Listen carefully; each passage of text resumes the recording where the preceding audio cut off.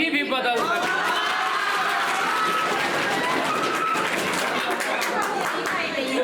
ध्यान देंगे। लेसन 2 पहला लेसन खत्म हो गया। स्पीड बढ़ा रहे हैं, ध्यान देंगे बाबू। दूसरा है राज्य एवं राष्ट्रीय आय। आय से आप क्या समझते हैं? शांत हो गए, शांत होकर सुनेंगे। कहें कुछ। जब कोई व्यक्ति, ध्यान देंगे, जब कोई व्यक्ति शारीरिक या मानसिक रूप से कार्य करते हैं और कार्य करने के बदले में जो मजदूरी दी जाती है, याद हो गया? जब कोई व्यक्ति शारीरिक या मानसिक रूप से कार्य करते हैं, कार्य करने के बदले जो मजदूरी दी जाती है, उसे क्या कहते हैं? हम यहाँ काम करें मानसिक रूप से, कोची से, है ना? तो काम करने के बदले जो पैसा दिया जाएगा क्या कहलाएगा? अब समझना, राष्ट्रीय आय किसे कहते हैं? तो किसी देश में एक वर्ष में कुल उत्पादित, किसी देश में एक वर्ष में कुल उत्पादित वस्तुओं तथा सेवाओं के मौद्रिक मूल्य के योग को क्या कहते हैं? प्रति व्यक्ति आय क्या है? तो राष्ट्र की कुल आय में कुल जनसंख्या से भाग देते हैं, तो जो भागफल प्राप्त होता है प्रति व्यक्ति आय कहलाता है। यानी प्रति व्यक्ति आय बराबर राष्ट्र की कुल आय बटा कुल जनसंख्या। ठीक है। नेक्स्ट क्वेश्चन है कि सर्वप्रथम राष्ट्रीय आय की गणना कब और किसके द्वारा किया गया? सर्वप्रथम राष्ट्रीय आय की गणना 1868 ईस्वी में दादा भाई नौरोजी के द्वारा किया। किसके द्वारा? दादा भाई। उन्होंने अपनी पुस्तक लिखे थे poverty and un British rule in India में प्रति व्यक्ति आय के रुपया बताए थे? 20 रुपया बताए थे। के रुपया? लेकिन क्वेश्चन पूछे स्वतंत्रता प्राप्ति के पश्चात राष्ट्रीय आय की गणना कब किया गया? तब बताना है कि स्वतंत्रता प्राप्ति के पश्चात राष्ट्रीय आय की गणना सन 1949 ईस्वी में किया गया। इसी महान लोबिस के अध्यक्षता में। किसके द्वारा? केंद्रीय संगठन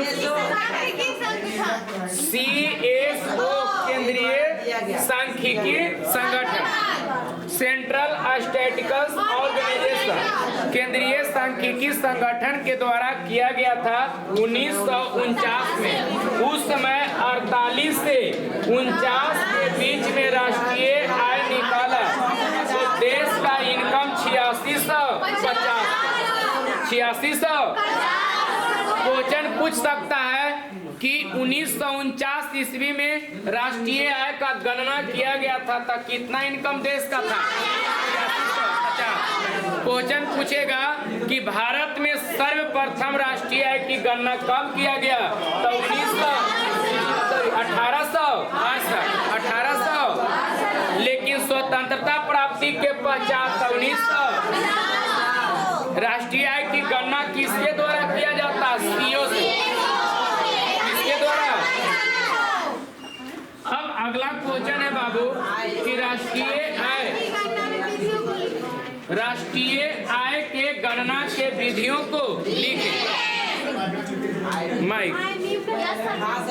राष्ट्रीय आय के गणना के विधियों को लिखें।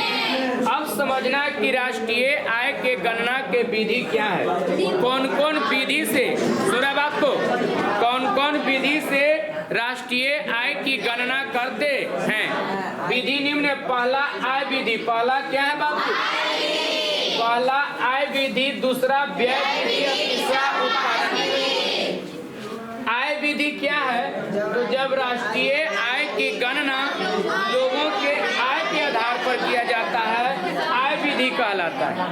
जब राष्ट्रीय आय की गणना लोगों के खर्च के आधार पर, व्यय माने क्या होता है, खर्च के आधार पर करते हैं तो क्या कहलाएगा, व्यय। और तीसरा उत्पादन विधि, तो राष्ट्रीय आय की गणना वस्तुओं तथा सेवाओं के उत्पादन के आधार पर किया जाएगा, कौन विधि कहलाएगा, उत्पादन विधि। नेक्स्ट क्वेश्चन समझना है कि राष्ट्रीय आय के गणना में होने वाले कठिनाई को बताएं। कौन कौन से कठिनाई होता है, निम्न कठिनाइयों को सामना करना पड़ता। पहला, आंकड़ों को एकत्रित करने में कठिनाई। हमारे देश में लोगों के आंकड़ा का अनुमान सही ढंग से नहीं मिल पाता है, जिसके कारण राष्ट्रीय आय की गणना में बहुत बड़ी कठिनाइयां होती है। दूसरा है दोहरे गणना की संभावना। कभी कभी एक ही धन को 2 बार गिन लेते हैं, जिसके कारण राष्ट्रीय आय वास्तविक आय से क्या हो जाता है, अधिक। आपका देहात में भी घर है, मसौरी में भी घर है, 2 भाई हियाँ रहे तो 2 भाई हियाँ रह रहे हैं। आपको 5 ट्रैक्टर राष्ट्रीय गणना वाला आया, हियो एगो ट्रैक्टर लिखा देला, हियो एगो ट्रैक्टर लिखा देला, एक ट्रैक्टर 2 बार गिनाया कि ना गिनाया। तो राष्ट्रीय आय जो है वास्तविक आय से अधिक होगा कि ना होगा। दोहरा गणना की संभावना। तीसरा, वस्तुओं को कई चरणों से होकर गुजरना। वस्तुओं को कई चरणों से होकर गुजरने पड़ता है, जिसके कारण वस्तुओं को मूल्य में भ्रामक स्थिति उत्पन्न हो जाता है। कहने का मतलब है कि कोई वस्तु जहां बनता है वहां से डायरेक्ट कस्टमर भी नहीं पहुंचता। कस्टमर भी, जैसे चीनी है तो चीनी मिल से निकला ना, तो मिल से निकलने के बाद बाबू मेन बाजार में जाता है, कंपनी में, समझ रहे बात को ना।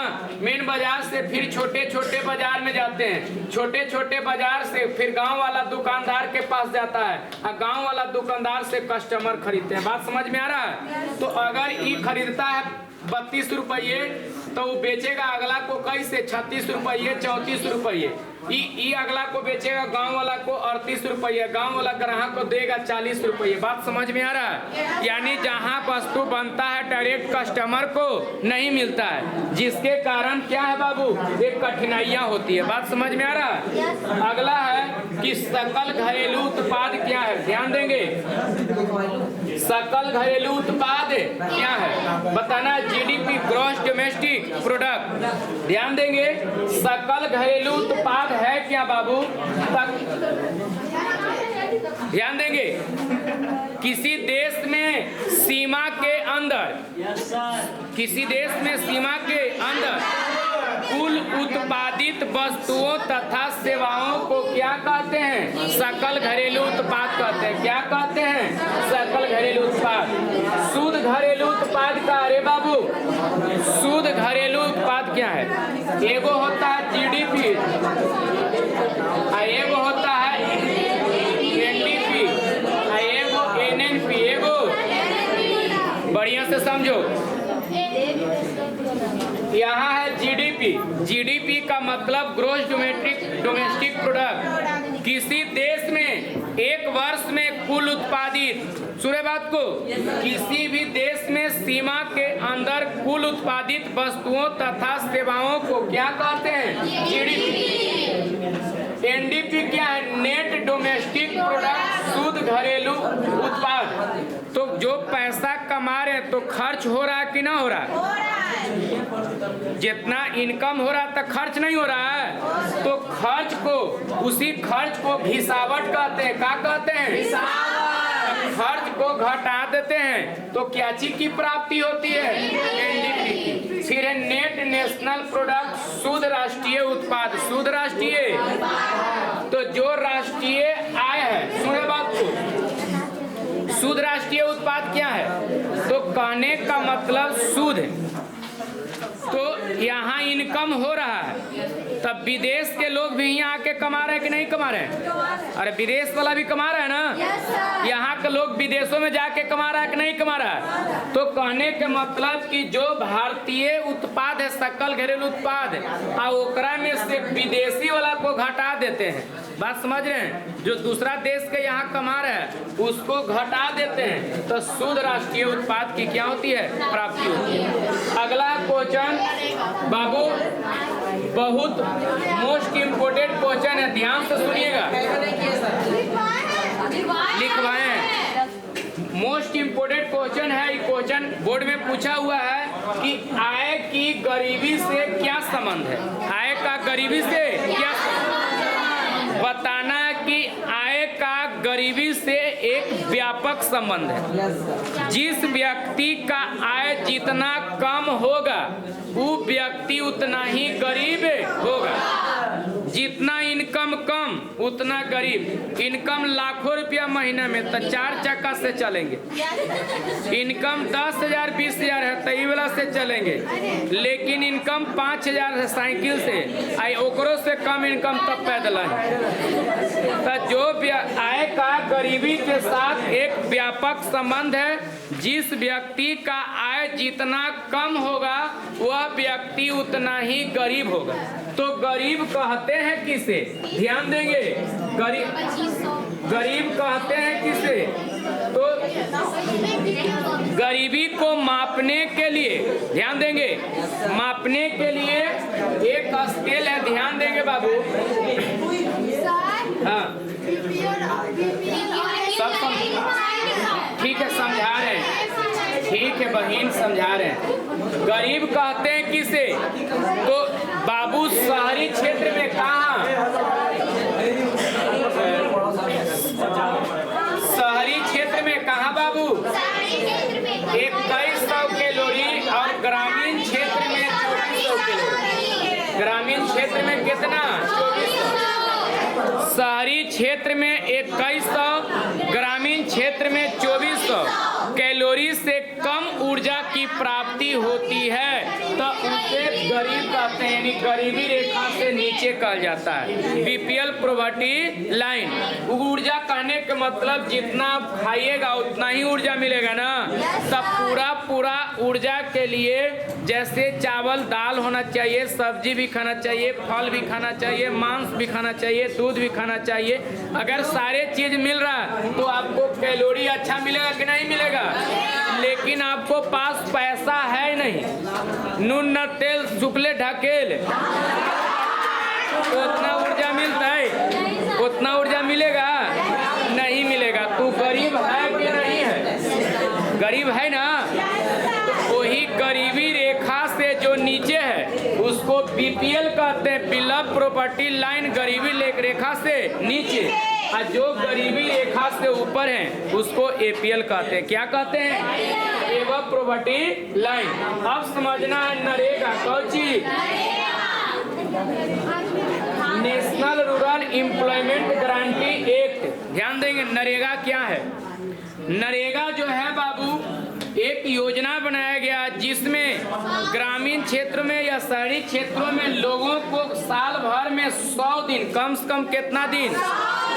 100 दिन सरकार के तहत रोजगार उपलब्ध कराने का स्कीम है। इसी को क्या कहते हैं? नरेगा। क्या कहते हैं? दूसरा लेसन हो गया खत्म। दूसरा लेसन अब समझेंगे। हाँ बाबू, न थक कर बैठ की तेरी उड़ान बाकी है, जमीन खत्म हुई आसमान बाकी है।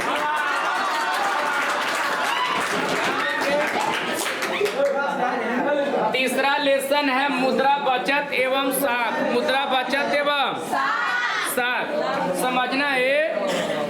वस्तु विनिमय प्रणाली से आप क्या समझते हैं? वस्तु विनिमय प्रणाली से बताना कि जब वस्तुओं तथा सेवाओं का लेन देन प्रत्यक्ष रूप से वस्तु के माध्यम से किया जाता है।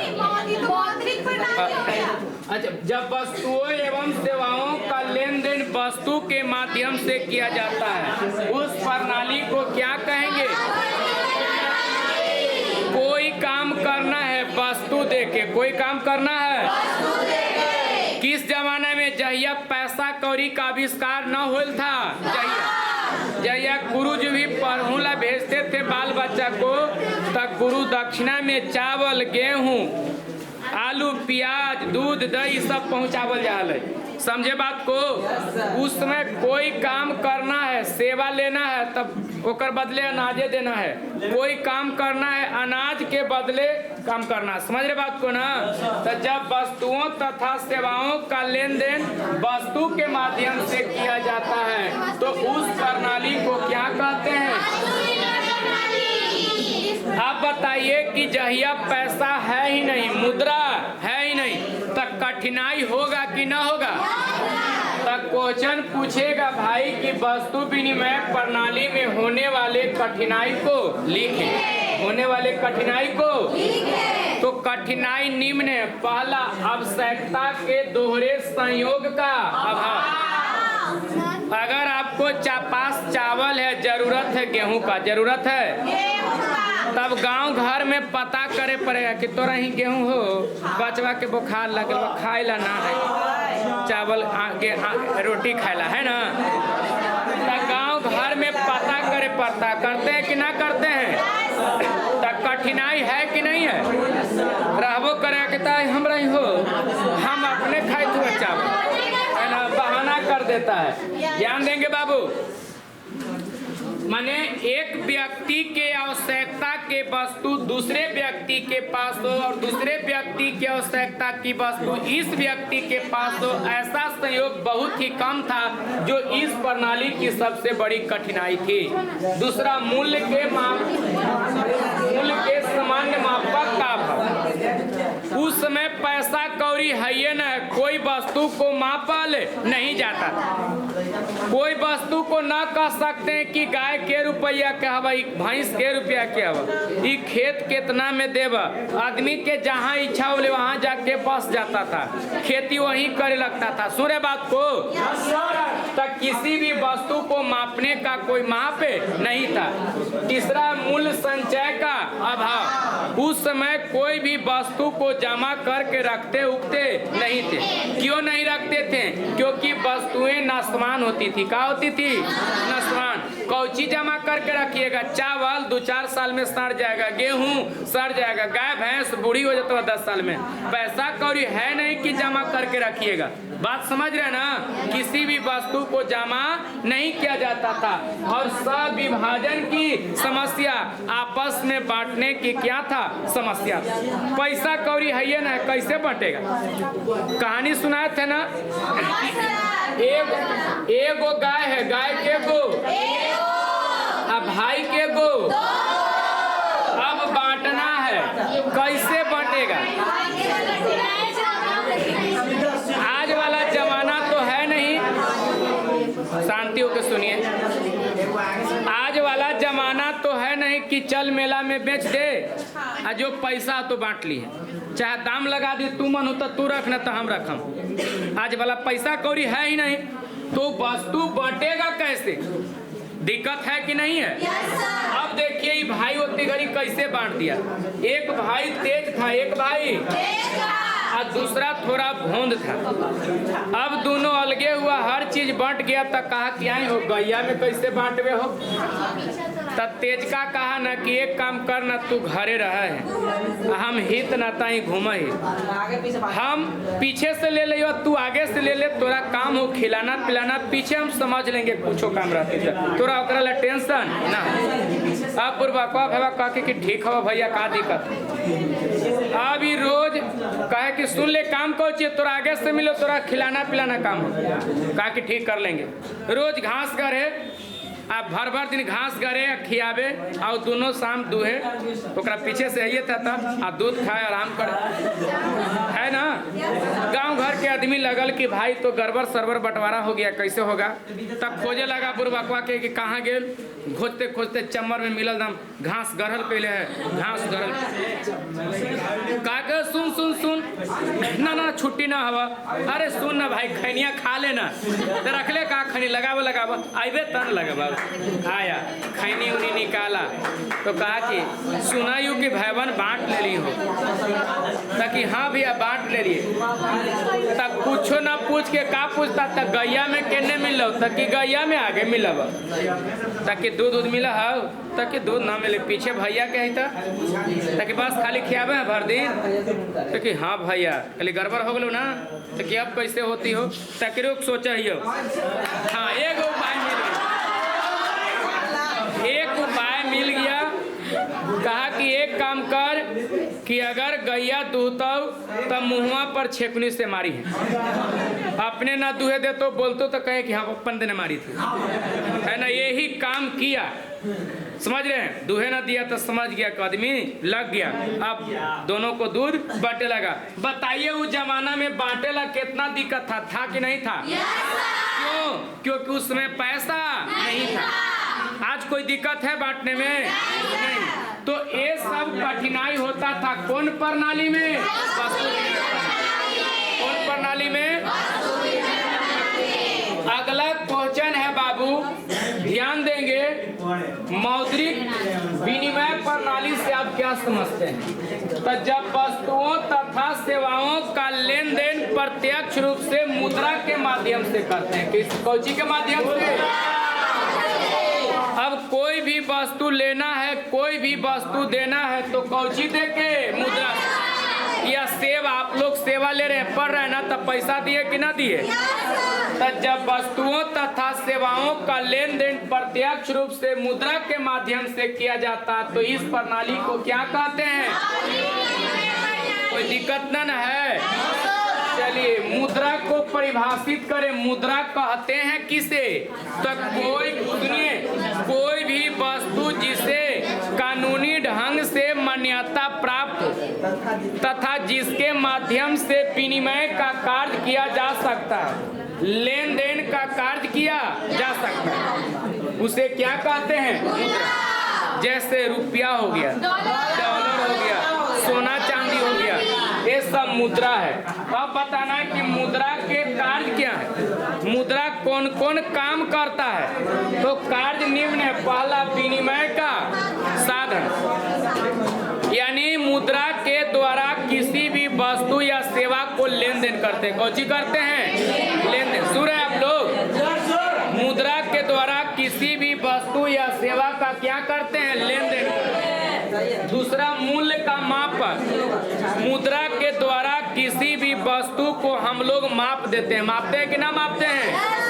कोई पढ़े आता है कितना पैसा ले, हम कहें कि 5,000 लेंगे, आप दीजिएगा? नहीं, कोई 1,000 1500 में तो बड़ी मानी पढ़ावे वाला है कोचिंग, अब तो 5,000 ले। कोई पूछे कलम कितना के, हम कहली कि मैंने कलम 10,000 में लिया, पतियाएंगे? नहीं। कोई भी वस्तु या सेवा को पैसा से क्या करते हैं? माप देते हैं। अगला, धन का संचय। पैसा को सुना, पैसा को भविष्य के लिए जमा करते हैं। भविष्य के लिए जमा करते हैं। पैसा को भविष्य के लिए क्या करते हैं बाबू? जमा करके रखते हैं। लेकिन उस प्रणाली में रखते थे? नहीं रखते थे। साख का आधार, शांत होंगे। साख का आधार मुद्रा कौची है? साख का मतलब विश्वास होता है। मुद्रा साख का आधार है। आप जा रहे हैं मार्केट करने, समझ रहे बात को, और आपको पास 1 रुपया न है, क्या मार्केटिंग हो जाएगा? विश्वास है। लेकिन आप मार्केट करने जा रहे हैं, पैसा लिए हुए, विश्वास है कि नहीं है कि खरीद लेंगे? तो मुद्रा बाबू साख का आधार है। कौची का आधार है?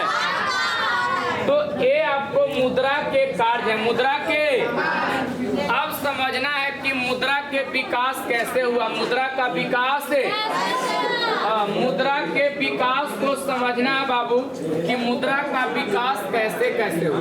ध्यान दीजिए, क्वेश्चन पूछेगा मुद्रा का विकास कैसे हुआ। सबसे पहले वस्तु विनिमय। इस प्रणाली में वस्तुओं और सेवाओं का लेन देन कौची से करते थे? वस्तु से। वस्तु मुद्रा। अब क्या किया गया कि भिन्न भिन्न वस्तु को मुद्रा के रूप में मान्यता दे दिया गया। कौची के रूप में? मुद्रा के रूप में वैल्यू दे दिया गया। समझ रहे बात को? जैसे शिकारी युग में चमड़ा खाल का, पशुपालन युग में गाय बकरी का, समझ रहे बात को। कृषि युग में चावल गेहूं जौ का वैल्यू मुद्रा के रूप में दे दिया गया कि कोई भी व्यक्ति चावल दे के गेहूं ले सकता है, जौ ले सकता है। कोई व्यक्ति गाय दे के बकरी ले सकता है, बकरी दे के गाय बदल सकता है। ये सारा का वैल्यू क्या कर दिया गया, बराबर कर दिया। इसके बाद इसमें भी दिक्कत होने लगा, समझ रहे बात को ना। अब आपको पास बकरी है, गाय के जरूरत है, तो गांव घर में खोजे पड़ेगा कि केकरा ही गाय है, ओकरा बकरी की जरूरत है। कठिनाई होता था कि ना होता था। तब फिर आया बाबू धात्विक मुद्रा। कौन मुद्रा आया, यानी लोहा वगैरह का खोज, धातु का खोज हो चुका था। सुन रहे बात को। तो धातु मुद्रा मतलब लोहा, कौची लोहा, पीतल और तांबा का बने हुए मुद्रा का इस्तेमाल किया जाने लगा। लोहा, पीतल और कौची का, तांबा का इस्तेमाल आपको मुद्रा के रूप में किया जाने लगा। सुनेंगे, लेकिन इसमें भी कठिनाई होने लगा।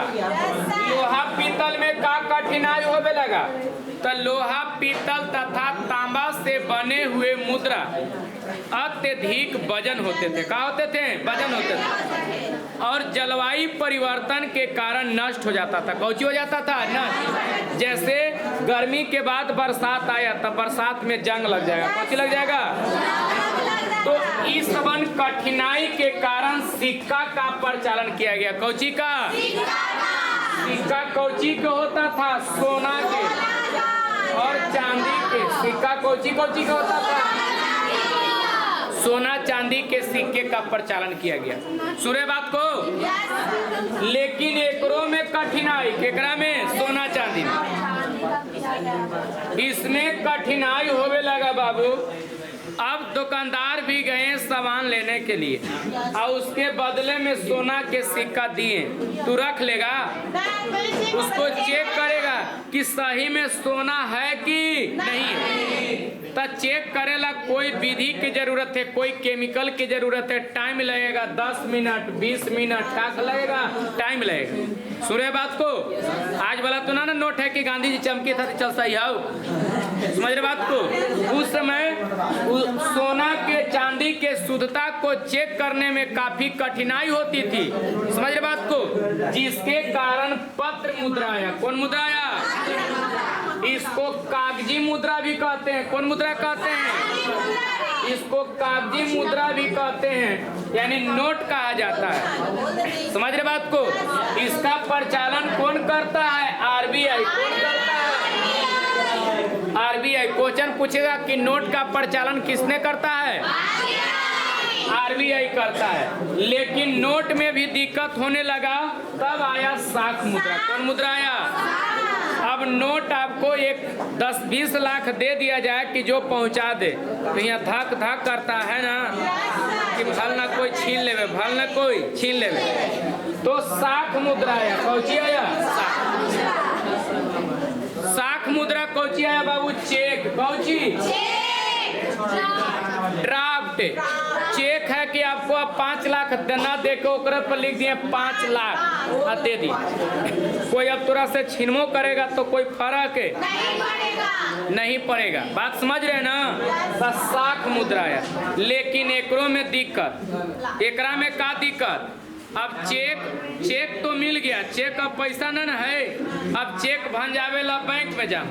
अब बैंक में अब नंबर लगी है लंबा, खरे सर्विसिंग बतावे किए। इतना भीड़ रहता कि ढकेला ढकेली। पहले तो भर दिन कमाइएगा 200-400 हो चल जाएगा। चेक भंजावे ला कहाँ जाइएगा, बैंक। तो सोचा कि रुको एक और व्यवस्था कर देते हैं, प्लास्टिक मुद्रा। कौची, प्लास्टिक मुद्रा में कौची, एटीएम। अब एटीएम आया कि जहाँ मन है जहाँ मशीन में डाला और निकाला, कोई दिक्कत। हाँ, ध्यान देगा बाबू, क्वेश्चन समझना है। एटीएम कहते हैं किसे, एटीएम है। एटीएम क्या है, एटीएम का पूरा नाम ऑटोमेटिक टेलर मशीन होता है, जिसके माध्यम से किसी भी समय पैसा जमा कर सकते हैं और निकाल सकते हैं, जमा कर सकते हैं। और दूसरा है बाबू क्रेडिट कार्ड। कौची है, क्रेडिट कार्ड। क्रेडिट कार्ड है जो जाता, किसके द्वारा? बैंक के द्वारा निर्गत किया जाता है, जिस पर निश्चित रकम का वैल्यू होता है, निश्चित रकम का, जिसके माध्यम से आप विनिमय का कार्य, लेन देन का कार्य कर सकते हैं। बचत क्या है? ध्यान देंगे। अब क्वेश्चन समझना है, बचत है क्या? आय का वह हिस्सा जो उपयोग करने के बाद प्राप्त होता है, क्या कहलाता है? पैसा कमा रहे हैं तो खर्चा हो रहा है कि नहीं हो रहा है? अब खर्चा करने के बाद जो पैसा बचेगा क्या कहलाएगा? बचत। क्या कहलाएगा? बचत दो प्रकार से किया जाता है। किस प्रकार से?